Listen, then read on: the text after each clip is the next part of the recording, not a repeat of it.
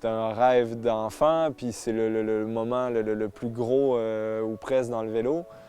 Puis dans tous les sports confondus, c'est un des plus gros événements sportifs au monde. Donc c'est sûr que je suis assez concentré sur ces 3 semaines-là, mais je pense à tous les niveaux, c'est bon de ne pas avoir que ça dans la vie, puis que quand ça va pas bien, c'est toujours le fun d'être capable de dire bon, mais il n'y a pas juste ça, puis si ça marche pas, mais ça marche pas, puis on se retourne, on se retrousse les manches, puis à un moment donné, on remonte la pente, puis on réussit à passer à travers.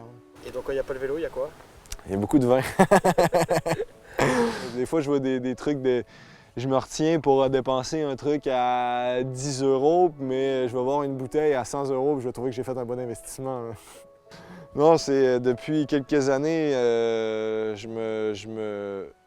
j'ai découvert vraiment une passion. J'ai toujours été beaucoup près de la nourriture. J'adore faire à manger. J'ai vécu avec des chefs, avec sommeliers, J'ai beaucoup d'amis dans la gastronomie. Donc là, depuis que je suis ici, vraiment dans les vignes, je suis devenu très proche d'un vigneron, Jérôme Bressy, qui habite près de chez moi. Cet automne, je fais un stage chez lui.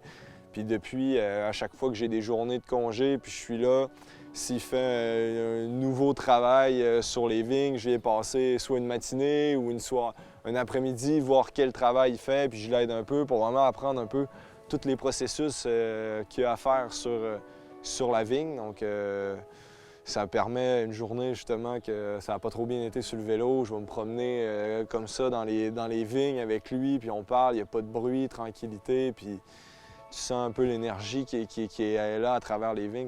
Moi, ça me fait vraiment du bien, puis sans ça, j'aurais du mal.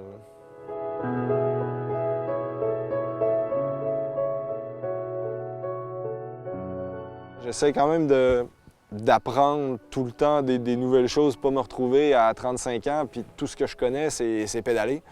Donc, j'essaie si c'est pas l'école, au moins réussir à aller apprendre d'autres choses comme je peux pour agrandir mes connaissances par moi-même.